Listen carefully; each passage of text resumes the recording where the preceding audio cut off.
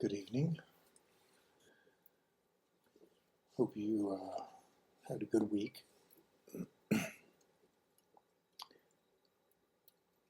So this is part 2 of reviewing 8 signs you have an extremely rare personality.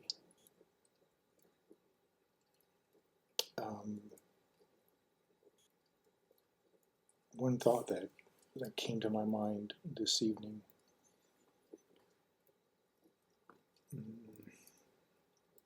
was how people lie, basically, and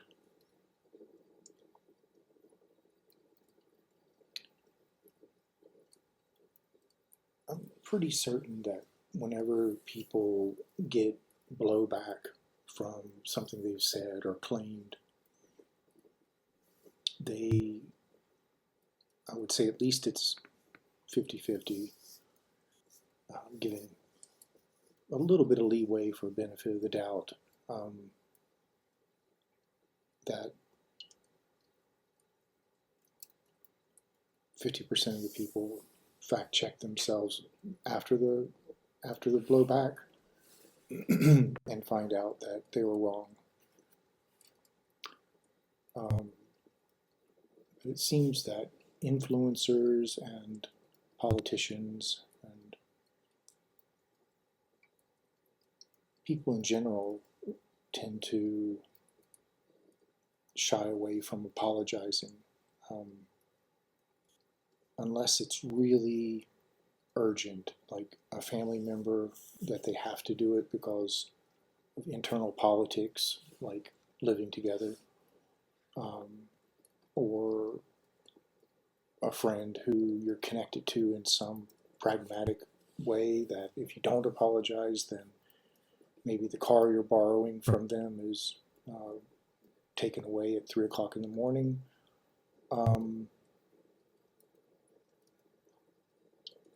There's like a quid pro quo apology layer where it functions as a return to what was before sort of apparatus. And it's not necessarily a genuine apology. I think those are even rarer, where a person comes to another person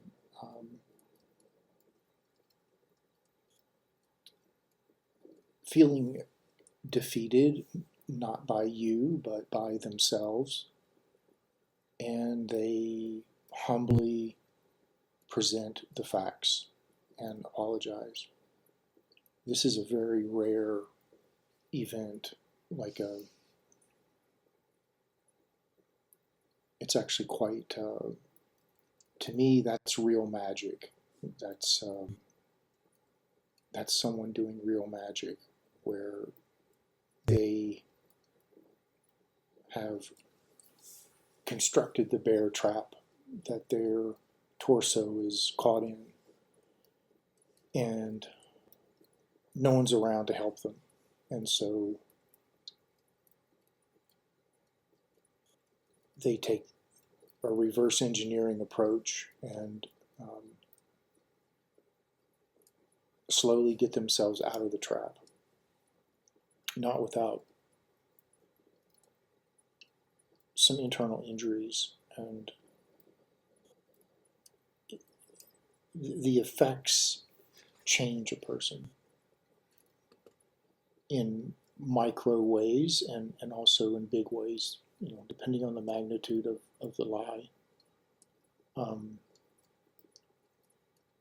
And I wanted to just speak a little bit on that I find it very, very odd that people can know that they've lied and exaggerated, and that those lies are going to have lives of their own and hurt people, and yet they take no responsibility, no self-accountability for those lies, and then they go out into the world and they wreak havoc on people's lives and start wars even, kill hundreds of thousands of innocent people and uproot lives and extinguish lives and change things forever, at least in the sense of the generation that it occurred in. And of course, subsequent generations inherit those lies, the effects of those lies, and vengeance is only made more dense. And this is the realm of humans and Earth, and how not only does material things go forwards, but things of the psyche, even if they're false, they're still created by the mind. And ultimately, the mind is, in my opinion, a neutral apparatus. It's amorphous and has no real moral center. It's simply a tool. And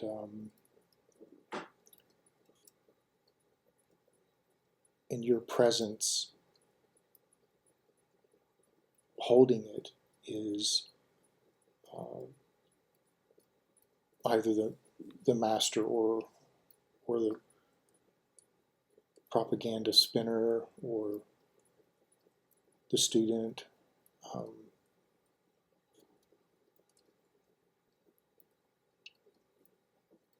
And it's possible that the mind is porous in the sense that if you're not anchored and there to tend to it, other influences might very well take hold of it, and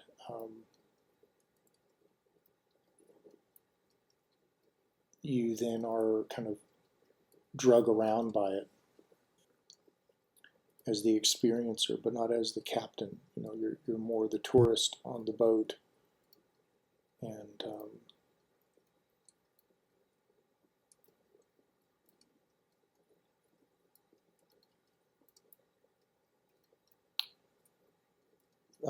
I just wanted to speak a little bit around that tonight.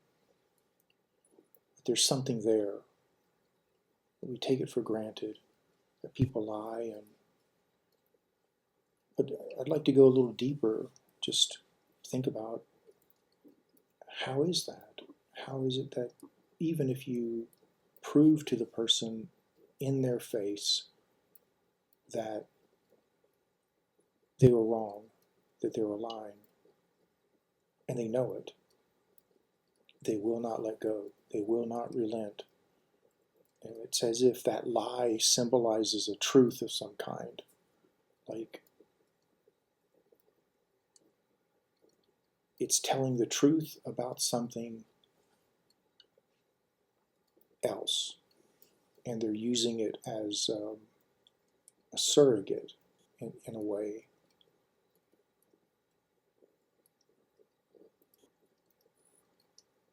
And they simply will not relent. It's very mysterious. I'd like to see how that's going to evolve in the future for humans and humanity, where accountability is paramount.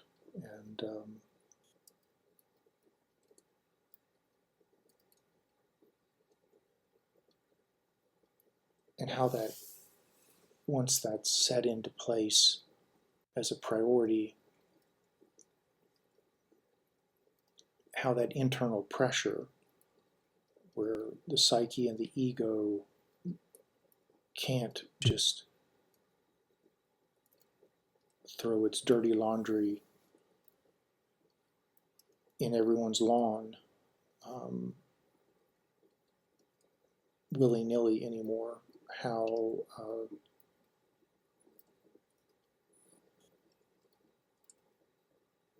that's going to change things, how that would change people in general.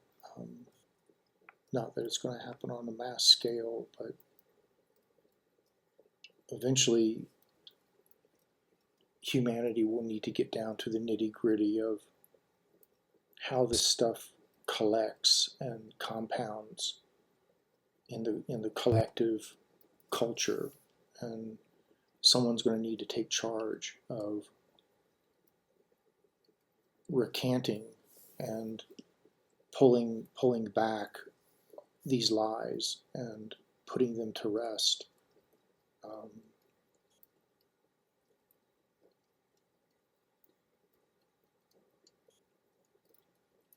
And moving forwards without replacing them with better lives, or less detectable ones. So I'm going to get back into this Jung piece, part 2. Oh, and a little note. My strategy tonight is I've got a little post-it here on the desk, and I'm going to write down some bullet points of things that I want to comment on, and maybe we'll be able to get through this video, maybe part 3, but I'll do my best to let it go a little longer this time around. Thank you for your support. Modern neuroscience is finally catching up to Jung's insights. Dr. Elaine Aron's research on highly sensitive people shows that approximately 20% of the population has nervous systems that process sensory information more deeply. But Jung identified something even rarer: individuals whose entire psychological structure operates at an advanced level. But that's not the most extraordinary part. The most extraordinary part is that these rare personalities often hide their gifts because they've been taught to see them as burdens. You've learned to dim your light because others find it threatening. Let me reveal the first sign of what I call psychological rarity. Sign 1. You experience emotional depth that feels almost supernatural. Jung discovered something remarkable about emotional intensity. He found that certain individuals don't just feel emotions. They experience what he called affect-toned complexes that create profound psychological resonance. You don't just have feelings. Feelings move through you like symphonies, each one carrying layers of meaning that others can't access. Here's what Jung realized that most therapists miss. This isn't emotional instability. It's emotional sophistication. When you feel deeply, you're not overreacting. You're accessing what Jung called the objective psyche, layers of human experience that most people have learned to suppress. You feel the unspoken tension in rooms before anyone says a word. You carry the emotional undercurrents of every interaction because your psyche is wired for depth, not surface-level pleasantries. Okay, well,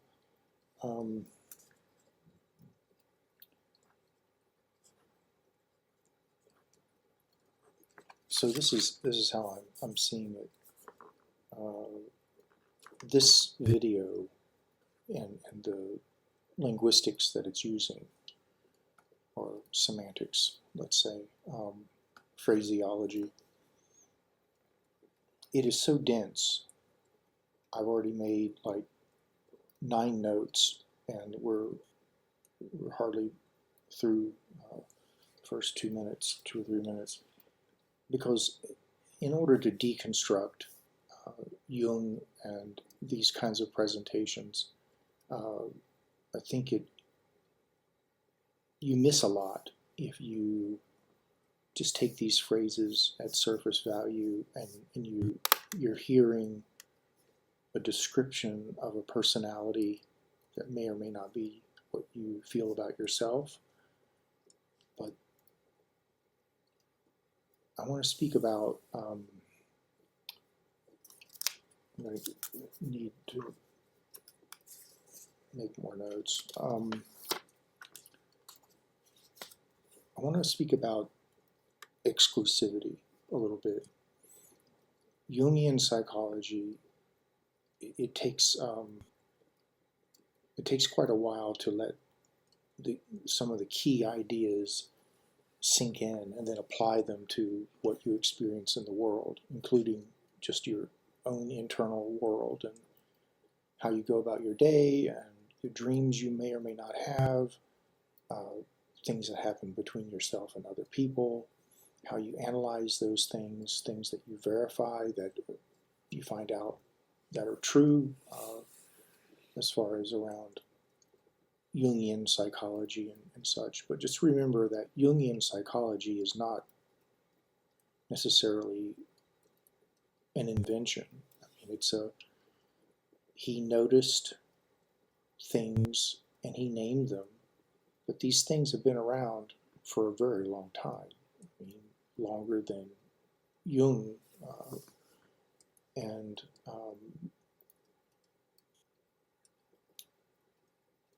when the first case of transference occurred, who's to say? I mean, it's a human phenomenon, and I would say just like everything else that gets invented or ideas, it happened at the same time everywhere, and no one person can claim it. So when we have a study, 20% of the population has a nervous system that's highly sensitive, and then they couple that with having extremely rare personality and the ability to perceive and feel emotion deeper. But does this central nervous system complexity, is that the only prerequisite to feeling emotions deeply? I mean, it seems to me that highly sensitive nervous system and highly sensitive personality or rare personality, that it's not a coincidence that someone is trying to reinforce this idea of uniqueness, that there are these, as Nietzsche would put it, Superman, like supermen or super beings walking around. And I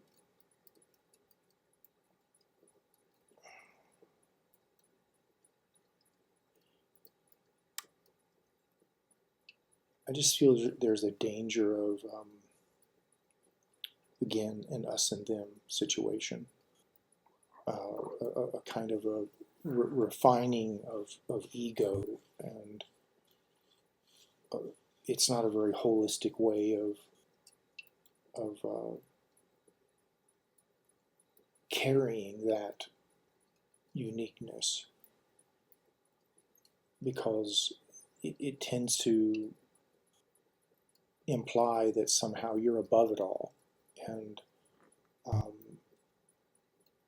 then it may instigate isolationism, or at least inside your own mind. I mean, if you feel you need to isolate or self-incubate, okay.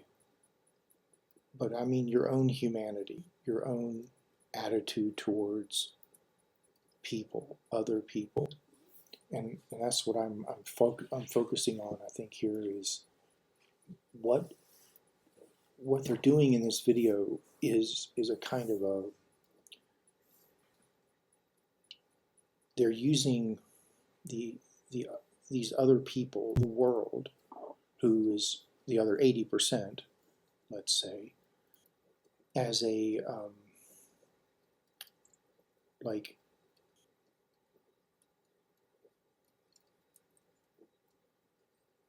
the victimizer in a way. They've told you you're too intense. They've told you calm down, don't be so intense. in a way they're denying you, right? And and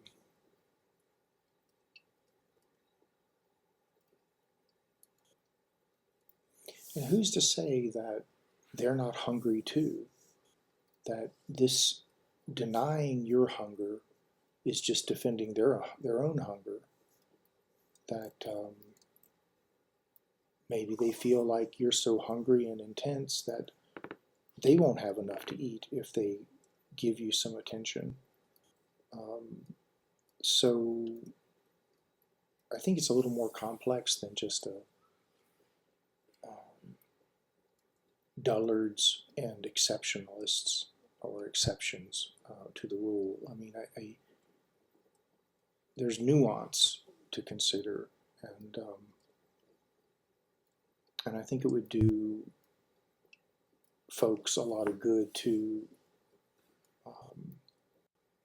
be humble and self-critical. Otherwise, I mean, this stuff can really inflate your ego and turn you into being quite cynical, even towards yourself. And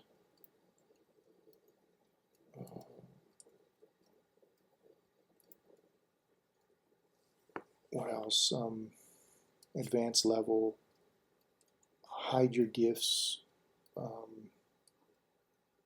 from the world.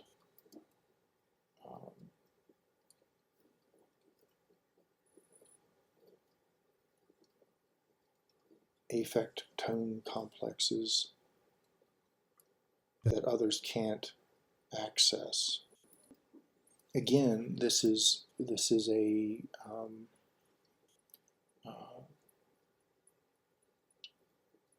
like a meta statement, like a assuming on a mass societal world level that 20% can access it, or in the beginning of the video they said 5%. Now we're up to 20. 20% can access it, others can't. You know, this emotional sophistication versus surface level.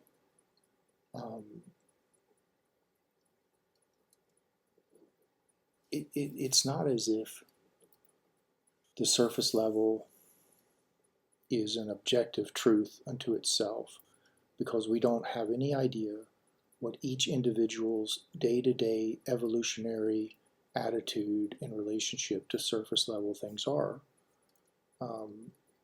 Surface level is just a human idea. I mean, if you're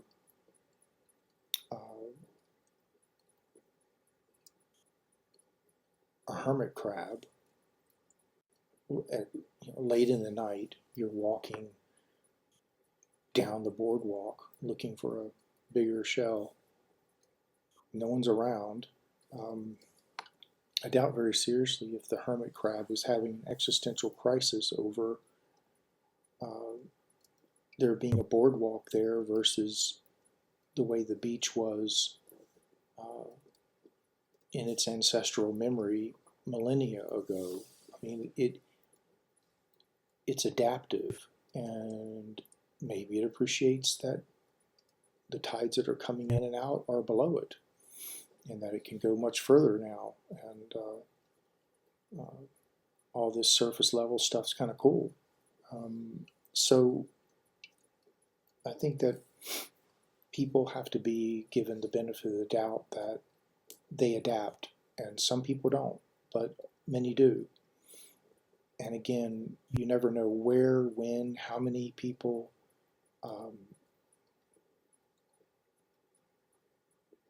There's some wide brushstroke pronunciations in this video that I find to be worth creating a cautionary tale around, that you get these absolutes in your mind, and then they get fixed as part of your image or your sense of self, and then you bypass humanity and you miss. I feel like you miss a lot when you're not in creative critique of yourself, creative self-doubt. I think it was Da Vinci who once said, if you're satisfied with what you've done, you're dead, or something to this effect. And he was sort of alluding to that you're no longer evolving, you're no longer going forwards, you're possibly in a redundancy or a kind of a hibernation of sorts. So always remain curious, always question absolutes, people who speak in absolutes, especially when they're speaking about humanity at large. I mean, that's huge when they say others. Like they're pitting it against, they're singling out this extremely rare personality, framing it, and then saying, well, you're very special, and the others are telling you otherwise, not available for communion, and it creates a rift. And I think that it's up to the individual to be also supported, to not allow a rift to manifest from blaming others for what you are incapable of considering about them. Maybe it's your own unwarranted expectations of others that are sabotaging your relationship with them. So I think it's important that we check our expectations at the door when we meet people, because often we're already disappointed with people before we meet them because of our expectations. And this has nothing to do with other people. This is about what you bring onto the porch to sell. Okay, here we go. Jung wrote, "Everything that irritates us about others can lead us to an understanding of ourselves. But for you, everything illuminates pathways to understanding that others can't even see. Sign 2. You question reality with what I call sacred curiosity." According to Jung, most people live what he called unconscious lives. They accept social programming without examination. But you can't help but dig deeper. Jung would have recognized you as someone with an active thinking function that refuses to accept surface explanations. You don't just ask what, you ask why. Why do people stay in relationships that diminish them? Why do we accept systems that don't serve human flourishing? Why do we pretend that shallow conversations constitute meaningful connection? Jung called this the transcendent function, the psychological ability to see beyond current limitations. While others accept the status quo, you're already envisioning what could be different, what could be more authentic, what could honor the full spectrum of human potential. But here's what I've discovered about people like you. Your questions threaten others' comfortable illusions. When you ask deep questions, you're not just seeking answers. You're challenging the psychological defenses that keep people feeling safe in their limitations. If you've ever been told you ask too many questions or think too deeply about things, comment, "My curiosity is sacred." Sign 3. You've developed what I call conscious independence. Jung said, "The most terrifying thing is to accept oneself completely." You've learned to do exactly this, not by choice, but by psychological necessity. Okay.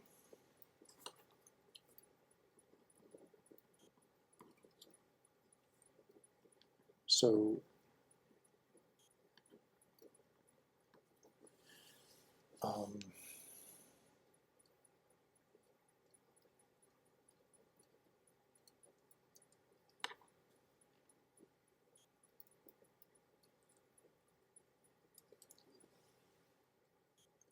others can't see.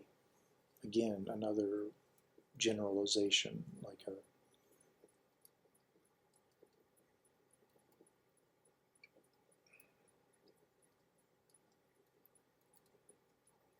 very presumptuous, I must say, like almost like a superiority complex of some sort.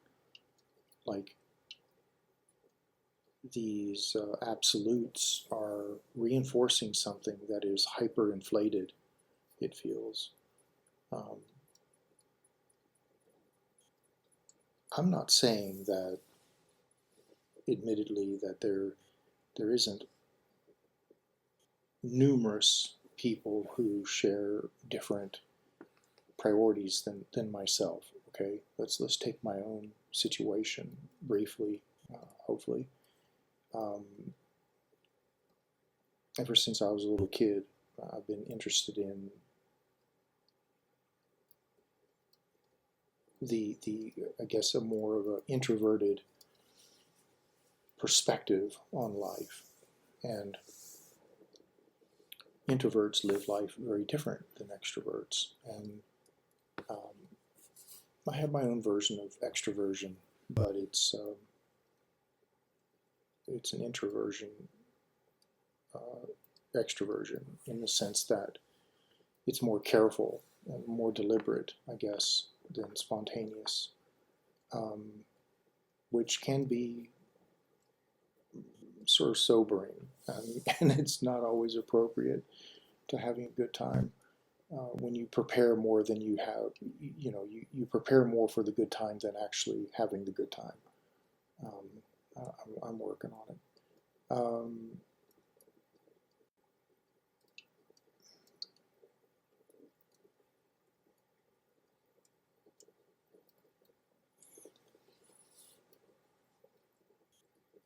So again, I want to reiterate, Jung is talking about himself here. And I think that if he would have kept it just autobiographical and not turned it into some sort of category of human being, we'd be in better shape, or at least not brought in these absolutes and starting to pit the 5 or 20% against the rest of the world as if they're like an alien race or something, um, uh, imprisoned in a human epidermis. Everyone has stories, everyone has gifts that they haven't unwrapped yet. A lot of people unwrap them and never use them. So, and if you're really discerning and you really pay attention to every individual that you meet, and you listen to their stories, and you feel the density of their existence,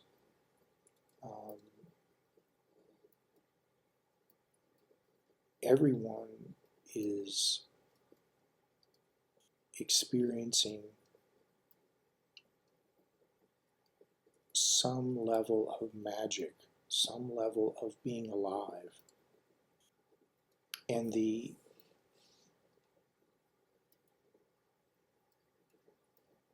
significance of that, no one knows. No one has any clue of how that is significant. But you feel it.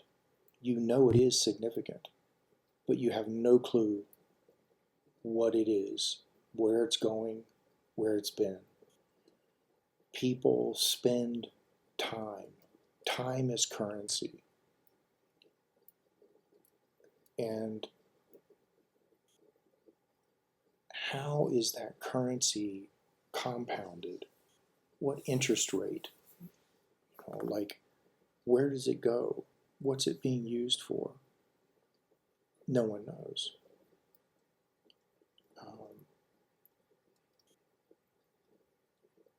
People may be experiencing things that one person may consider to be mundane and the status quo, whatever that means. I think of the status quo, just as a little footnote here, that the status quo is not a way of life. No one can maintain the status quo moment after moment after moment. People fall off and they have hiccups and speed bumps and detours and roundabouts. And it's a attitude in the sense of how do I put this?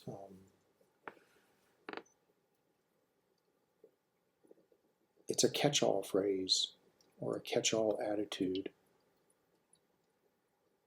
It's an act that deflects and denies being a mature human being with patience, deliberation,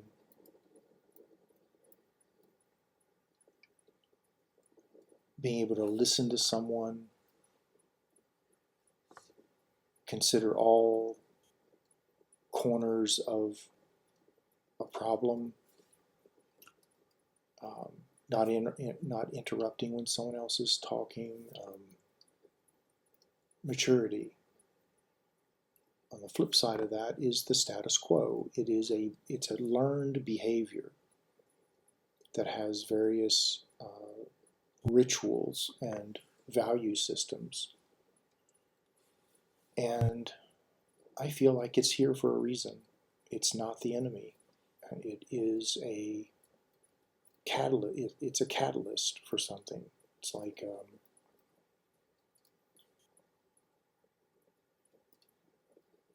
without water, you can't boil an egg. Without the fire, with the water and the egg, you can't boil an egg.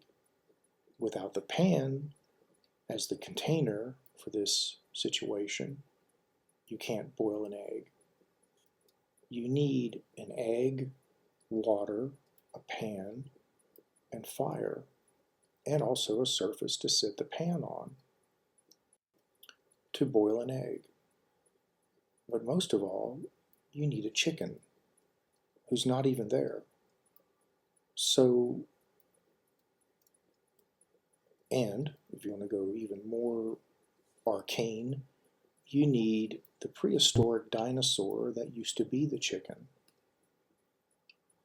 So the status quo is just it is not the objective. It's an ingredient. And it's the lead, perhaps for some person, that they'll turn into gold. And that gold may turn out to be transient, not what they thought it would bring. So societal programming,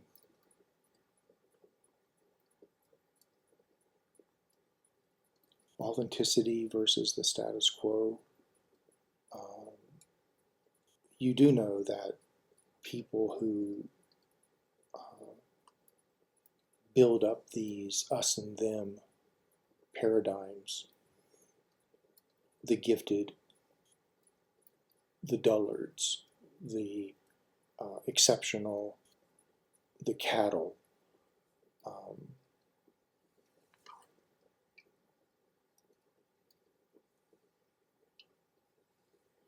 people who do this, that's a status quo for a kind of person, a kind of attitude, a kind of people. superiority complex, fascists, ethno-supremacists, Anglo-Saxon supremacists. So you have to be really careful when you find out these secrets, as Jung did in many instances. He named things that perhaps had never been named before. It didn't mean that they didn't exist, it just means they didn't have a name. You have to be really careful that you don't try to become more special than the things that you found, as if somehow you deserve extra reward. I mean, the reward of the things themselves, well, in a perfect world, they would be enough. But the ego always wants to brand what they have found as their version of that thing. And then here comes the tattoos and the piercings and the spiked hair and the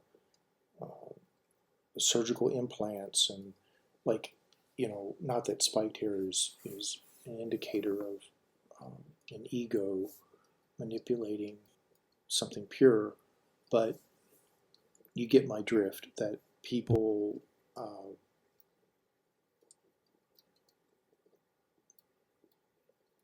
change something, that then it starts to take on a different vibe than its original intent or original nature. And religion's the same way.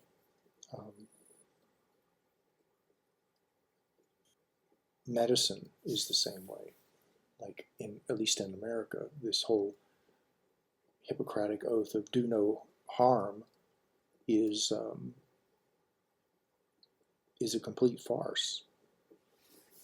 Because if that was the case, there would be no doctors or nurses working for a for-profit healthcare system, for instance, because that does do harm. And so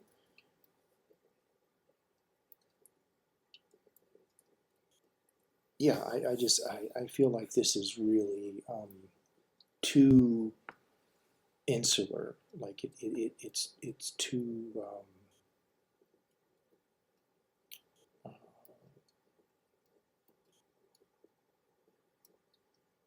it's too specific to one man's experience of being, quote, special, not just rare, but extremely rare.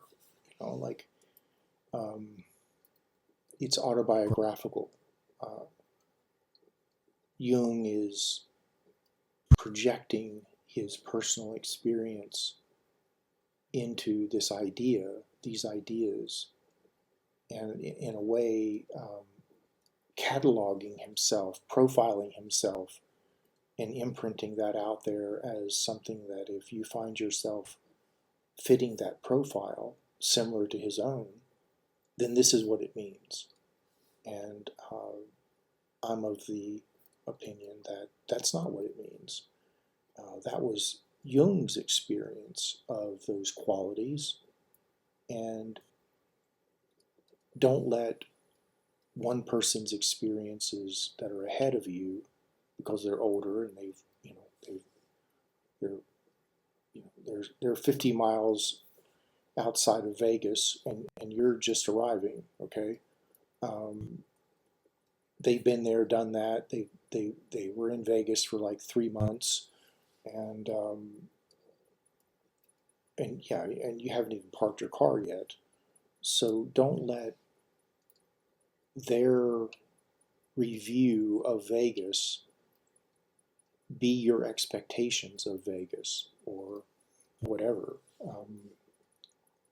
Don't read the book. Experience things on your terms. Don't let someone else's definitions fill in your blanks. And if you don't have definitions, good for you. Let the blanks be. Let them agonize your curiosity until you're satisfied. So, okay, here we go.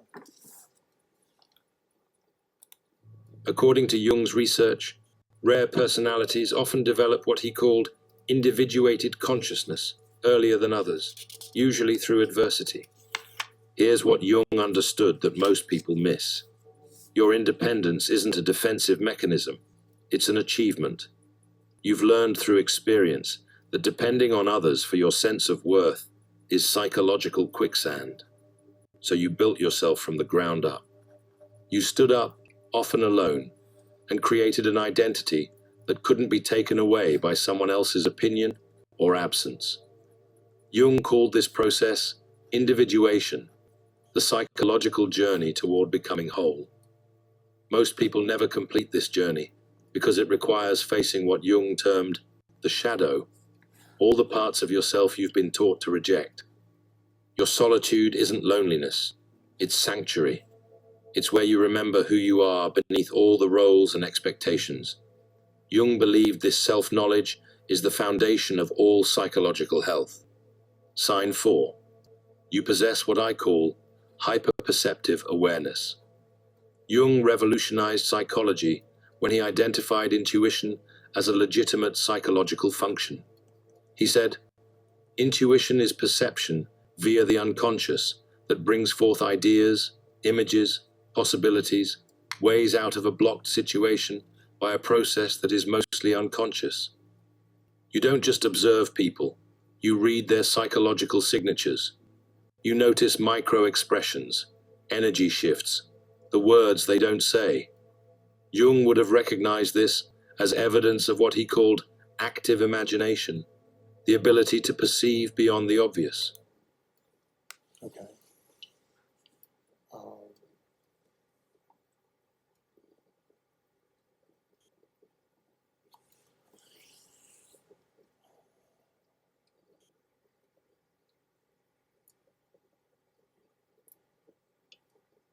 Others and self-worth.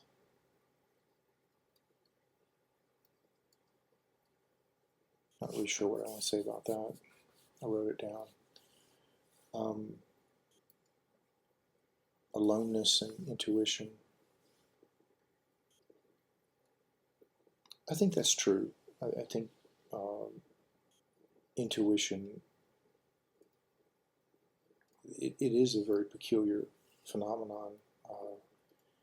I don't know about naming it, that it's coming from the unconscious, whatever that means.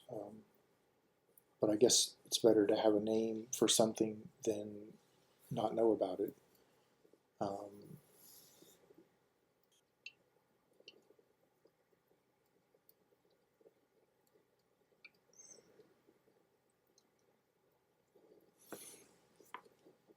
Individuation, I believe in that. That's also growing up, becoming an adult, owning your stuff, standing up for yourself, creating boundaries, maintaining boundaries. Individuation is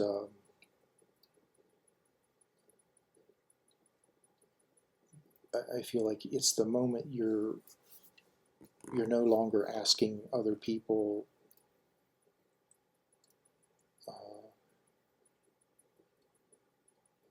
am I enough?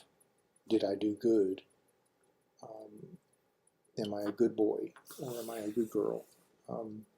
You're no longer asking. You're no longer looking for affirmation from others.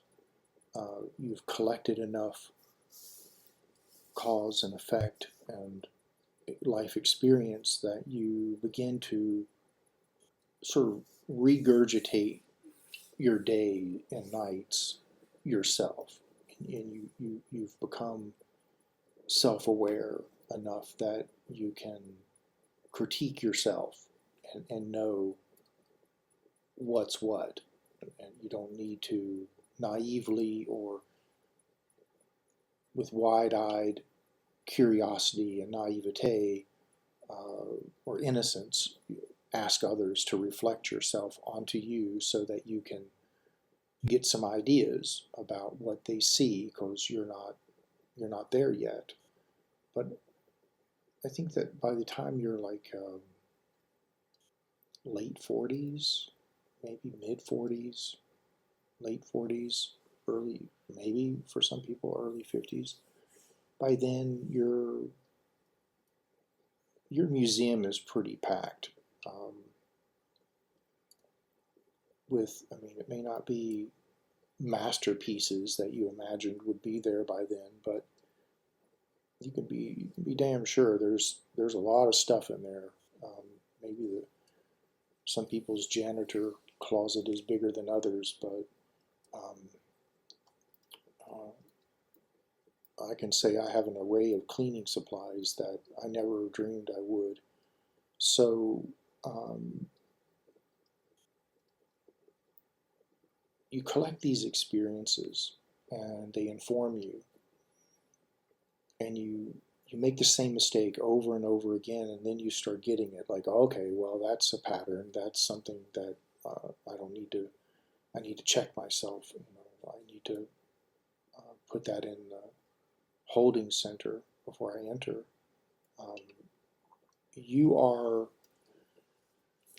You've got your life by the tail, let's say, and it's not to say you're totally in control, but you've got something. You've got some part of the body in your hand, in your grasp.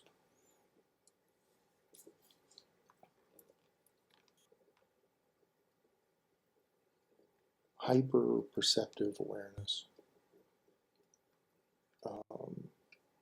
Solitary, the sanctum, and the shadow.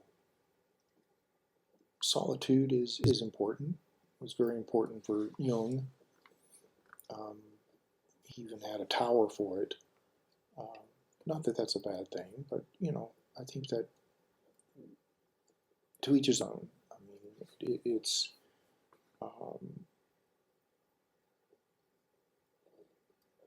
maybe I feel a little perturbed because I feel like there's like a fetishizing of this specialness that I feel is a little too abundant. It's not humble enough, maybe, for my taste. Maybe I'm taking it too seriously, but I feel like some balance is needed. And hopefully, when people apply this to their own lives, they don't fall into these traps of an us and them mentality and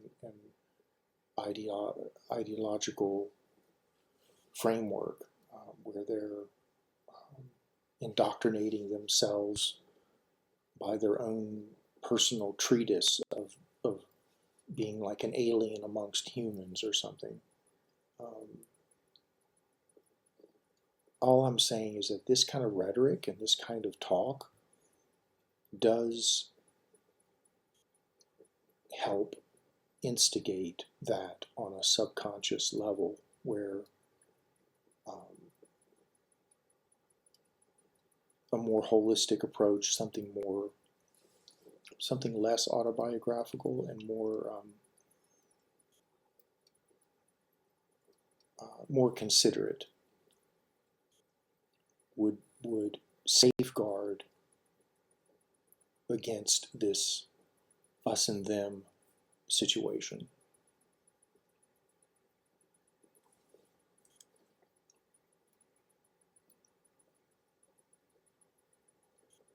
And the idea of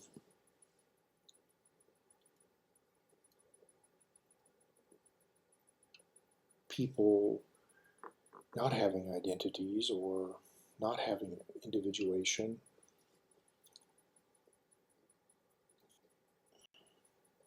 it's kind of like saying an egg isn't a chicken. Well, you can't say that because it has the promise of a chicken. It isn't a chicken, but it also isn't a chicken. So having the promise of a chicken makes it a chicken. The egg is not an alligator, okay, or a swan. It's a chicken. And that promise of being a chicken is good enough for me. So that means that people may not be individuated to the level of maturity that another person is, but they're working on it. And that promise, at least in my intuition, is not if they want it, if that's what they're concerned with, if that's what they desire, they have it. And people are on different timelines. Sometimes it takes people 5 hours to do what another person might figure out in 5 minutes.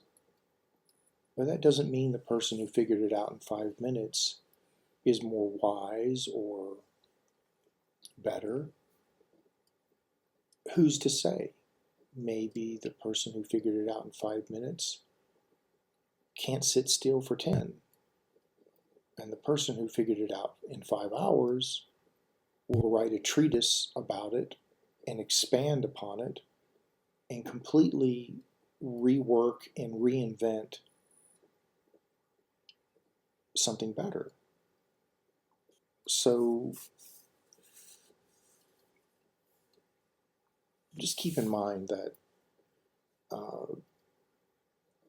one thing that qualifies a person as extremely rare personality does not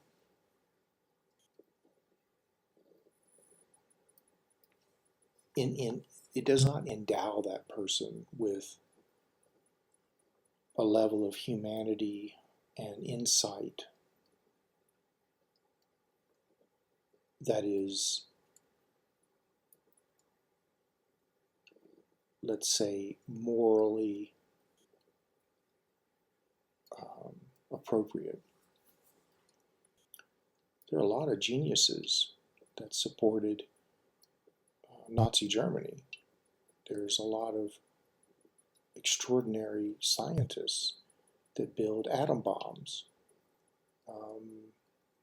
There are a lot of extraordinary gifted people who are supporting and enabling and actually performing a genocide in Palestine right now.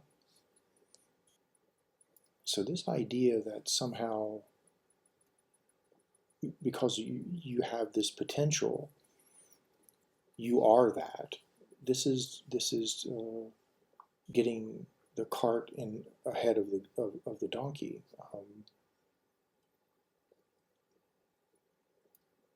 So you have these gifts. Now, rather than going around telling people that you can solve an algebraic problem at a drop of a pen, well, go do it. Go do it somewhere and help. Be of use. Don't be a sideshow. Don't placate yourself, and use it as a kind of a way to differentiate yourself from others who don't, they don't care about algebra, but you bring it up in order to be the center of attention.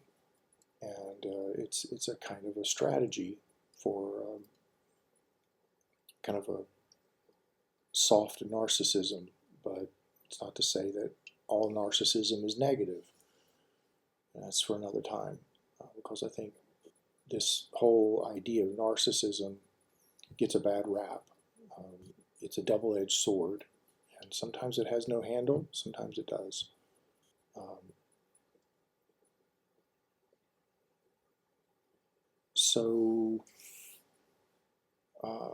Okay, here we go. When someone says they're fine, but their entire energetic field screams distress, you can't unsee it. When there's tension in a room that everyone else seems to ignore, you feel it in your bones. This isn't paranoia, it's psychological sensitivity operating at a level that most people never develop. But Jung warned that if you don't learn to protect this sensitivity, it will exhaust you. You end up becoming an unconscious therapist for everyone around you, regulating conversations and carrying pain that isn't yours to carry. Sign 5. You crave meaning over everything else. Jung observed, the privilege of a lifetime is to become who you truly are. But what if being true to yourself means rejecting everything society tells you to want? Jung discovered that certain personalities are psychologically incapable of living inauthentic lives. You don't choose meaning over popularity. Your psyche demands it. There it is. Meaning over popularity. As if popular people don't get depressed. Again, this is speaking in absolutes, making wide brushstroke judgments based on not even a pie slice. We're talking about a corner of a wedge of an apple that's not even cooked to make a pie. So, okay. Empathy in taking on the burdens of others and such. Well, it's just the price you pay for caring. Yes, you have to regulate it, and sometimes it destroys people. Maybe someday when the mind becomes a priority for humanity to focus on and stay focused as the number one priority, empathy will become one of those disciplines where people, starting at childhood, because ultimately that's where it starts. It starts in childhood and ramps up into the teenage years.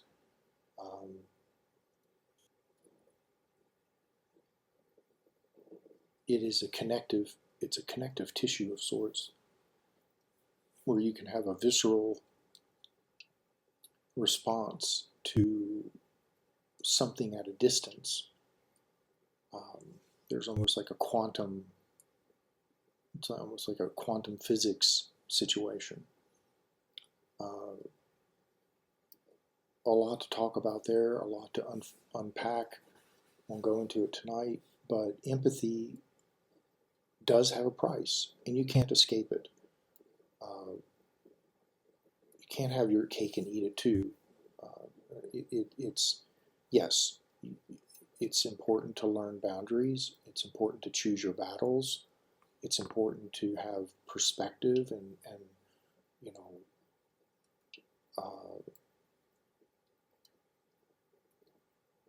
okay, you accidentally stepped on an ant. Duly noted. Feel that. But don't go overboard, because that ant, it's gone. And it was an accident. And it has millions of friends who are moving along. And just keep it, don't turn it into a neurotic obsession that is going to crush you. And even if you do, okay, that's your cross to bear. And if that's where you're at, then your neuroticism or neurosis could very well be a catalyst for you to integrate something that's in your shadow, something that needs to surface. Who's to say? All I'm saying is that, as a piece of general advice, hyperinflating something could be a red flag that don't be too hard on yourself. Step back, realize that you too will be stepped on by life eventually. It's inevitable. A tree could fall on you, an avalanche, a lightning strike, disease, a head-on collision.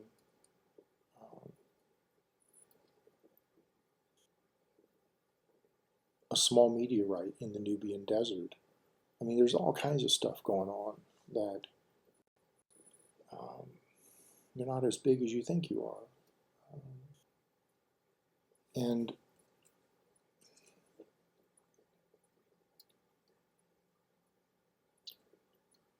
who you truly are in society, there is no competition there. Society is not against you. It's a phenomenon that is labeled society, but ultimately it's made up of individuals. And it's only the ego and the habit of being an individual or a self that you look at a group of people as like one consciousness. It isn't. And mass hysteria in something like that, sure, you've got a mass of people who are hysterical, but not for all the same reasons. They're not all having the same thoughts. They're not a man of war, this oceanic creature made up of thousands of individual creatures that is ultimately one consciousness, or at least one functioning body of a straightforward direction that is ironclad.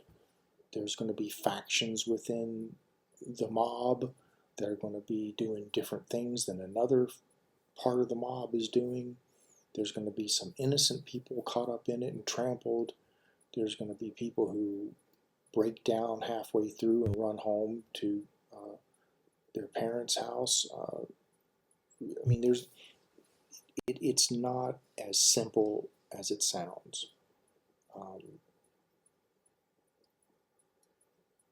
It's not a conspiracy. People think less about you than you think that they're thinking of you. And so it's just good to keep that in mind, that just keep it together.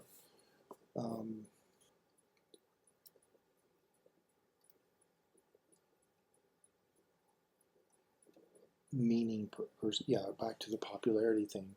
Again, it's the us and them paradigm. I think we need to get beyond it. This whole idea that people are you're in quest for meaning. You're the sacred initiate of the unknown, pondering the unknown versus more popularity. I mean, you can be both. And no one is popular 24/7, particularly in this day and age.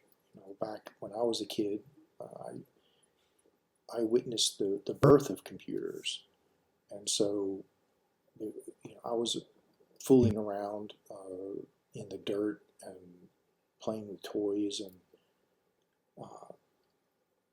rebuilding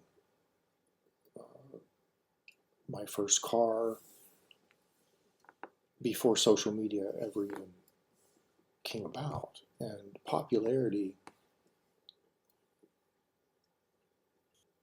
is a moment in time, and it's a label, and it's only contingent when you're around other people. Otherwise, you're going to be wrestling with that shadow from day one. Once you become popular and you're a public figure, and you're at least in your generation, in your lifespan, that is something that you have to then carry about, unless you change your identity and move to Taiwan and become an expatriate and get plastic surgery. You know, you will have to possibly, maybe not have to, maybe you won't, might check yourself every day. But if you want to maintain your boundaries and personal integrity and not get programmed by a cult of people who need you to be more than you are, or at least their version of what they want you to be, you're going to need to set some boundaries and maybe even apologize a lot for things that you say out of turn, because the psyche is not built to be popular. The psyche is built to be an individual, and I feel like it's a highly irregular thing when someone becomes a leader, at least a human being. I feel like mammals, other animals, it's a little more cleaner or natural. It's not as rife with lies and deceit and espionage and all sorts of inhuman corruption and exaggerations and hypocrisies. In the animal kingdom, it's pretty cut and dry. Like if you're the head orangutan in your part of the jungle, and some other young one walks in, mistakenly crosses a boundary, it's going to hit the fan, and hard lessons are going to get learned that day.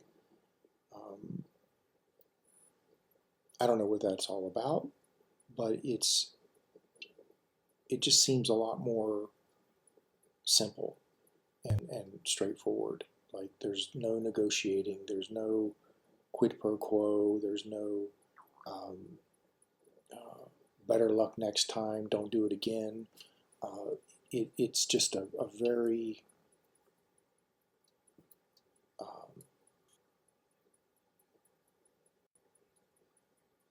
simple thing. Like it's I don't know how other way to say it, and I feel like it's good to have those simple boundaries and laws in place for the mind, because there's some fundamental stuff going on that's being violated that does not give the mind, in my opinion, a sound foundation. Like lying, for instance. If you lie, that coordinate, that block, or that foundation block, will never get set in the mind. If you lie and you apologize, that's different.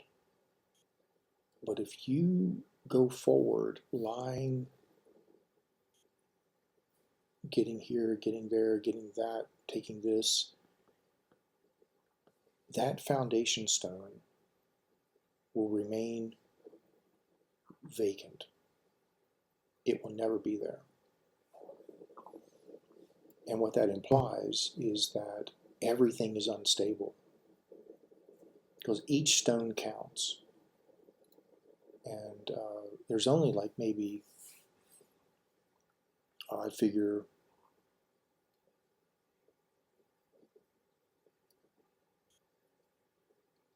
10, maybe 15 of them.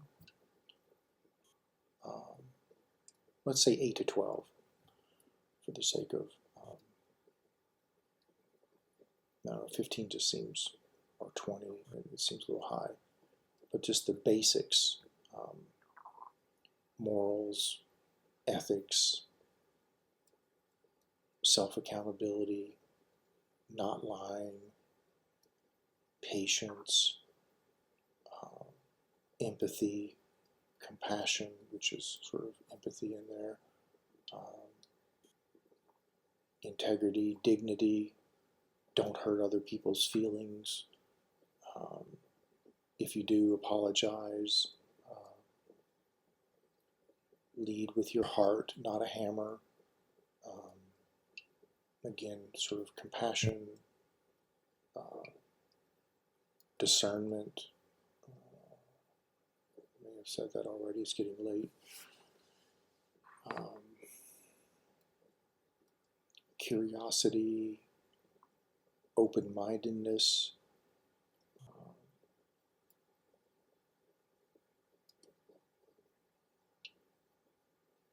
And of course, principles, morals, and ethics, those have many, many categories. So these are like the heavyweights, 8 to 12. The heavyweights that with each scale of the dragon, that scale has engraved on it libraries worth of the details of those morals and ethics and virtues and principles. So I'm talking about the big boys and the big girls.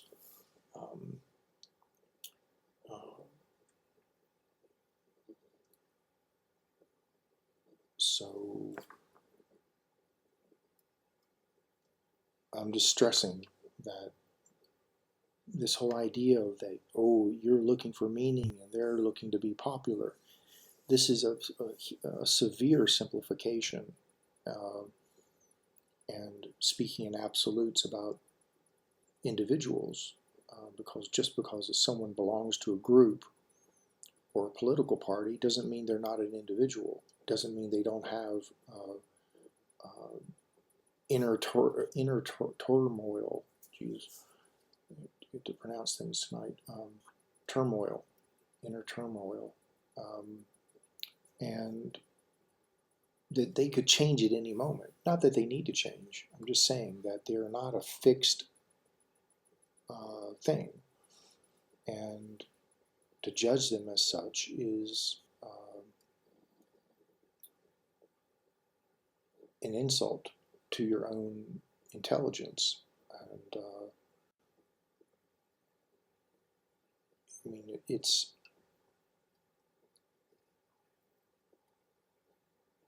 with each breath, a new opportunity comes.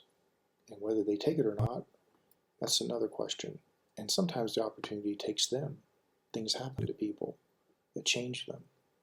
And that's another 2 or 3 hour discussion about how circumstance and accidents step in and fool around with the matrix.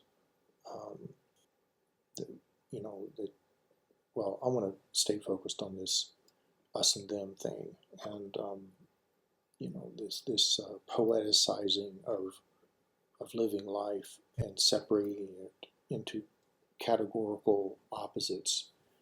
I just think I think it's old school,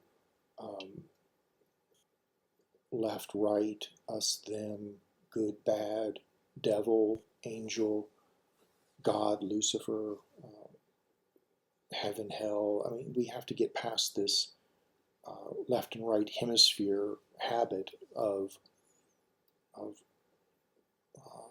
seeing the world either or.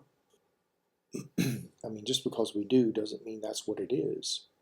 It means that we're perhaps limited in the hardware and software that we're inhabiting, and that there is an in-between. And like every coin has 3 sides. This is kind of a metaphor I use with people sometimes just to get them out of this opposing ideology, this creation of opposition ideology. And people kind of look at me kind of weird and they say, well, what do you mean a coin has 3 sides? And I says, well, front, back, and edge. That's why you can stand a coin on a table. And when this coin is standing, it's neither on heads or tails. And yet it has both. So it's this edge that makes the front and back, that distinguishes it. But the thinner the edge gets, the front and back merge, and there's no longer a front and back. It just is. And I feel like that's a healthier place to be in considering your relationship with the world and other people, to not create this mythos of a dragon that you have to slay, or a boogeyman, or an enemy, or a sort of victim mentality where you've been treated wrong, or they're doing something that you're not. You're higher than they are. It's beneath you. This is all vanity and pride, false pride. It's a kind of self-petting, navel-gazing situation. So let's see. I may be getting to the end of part 2 here. I think I will. I think this is going to be the end of part 2. An hour and 22 minutes in. So I hope that some of this helps. Again, I like to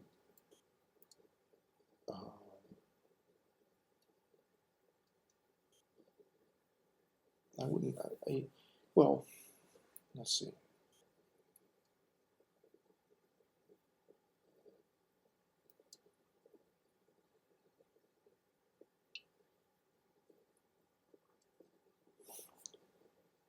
I will say this, that I love Jungian approach, and not that I'm deeply steeped in it, but I see its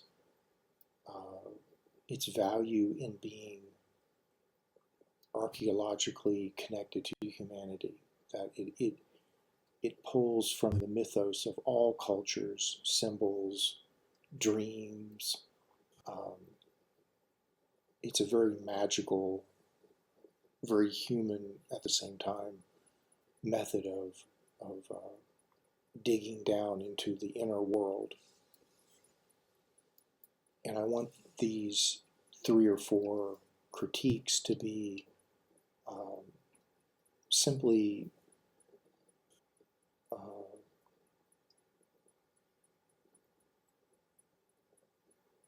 watchtowers of sorts, or lighthouses, to keep people from crashing into the coral reef of of the ego, and of differentiating yourself too much. Don't become so special that you don't recognize the potential and the nuances and the hidden mysteries in other people. Because the fact is that you have not met each individual that you assume makes up society, and who you assume are doing something other than what you're doing, and that whatever they're doing is beneath you in some way. You have not met and interviewed and lived with and heard all their stories. that alone would take you a lifetime, ironically enough. So again, prove your angst right or wrong. Not all angst is useless, but some angst is just a way of protecting one's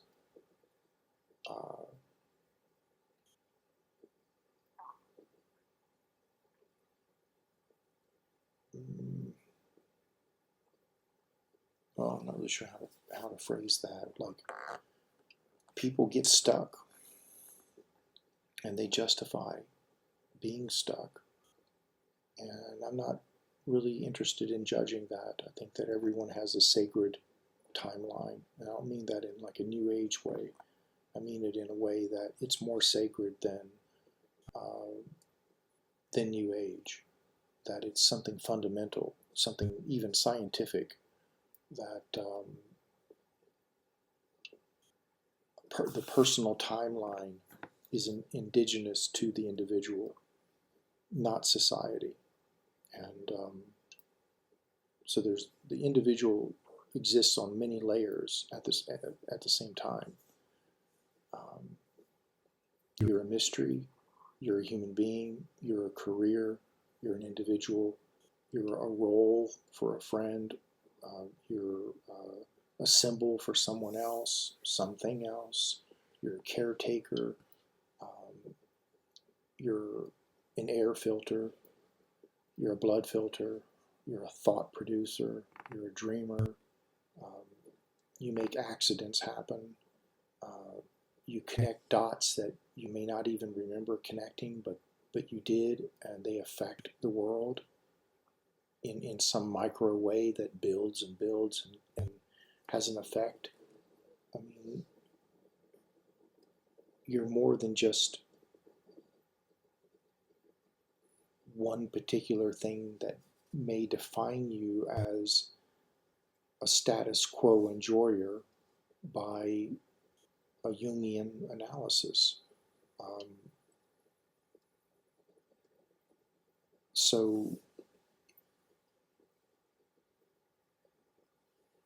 it's just important to not take one aspect of a person and then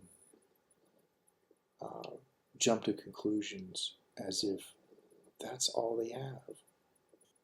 People have more treasure than a coin that has the map of where the treasure is located.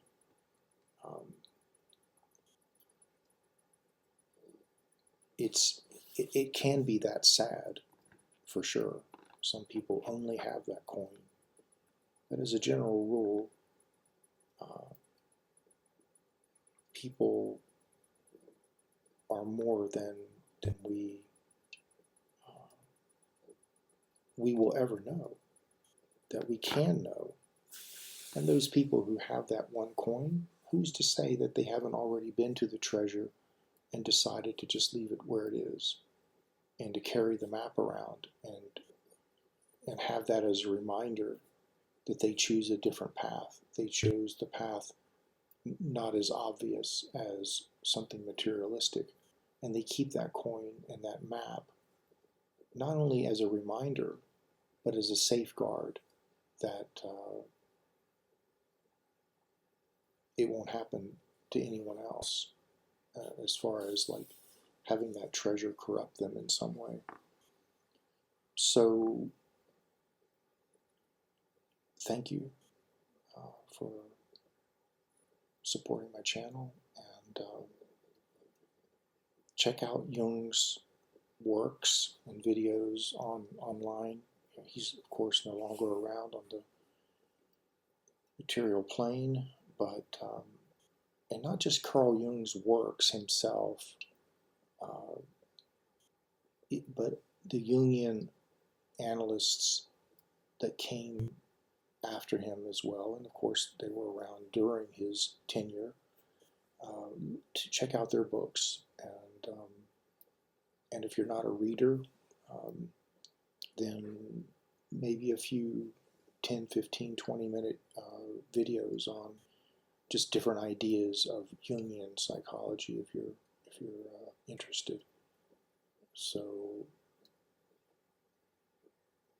again, thank you and good night.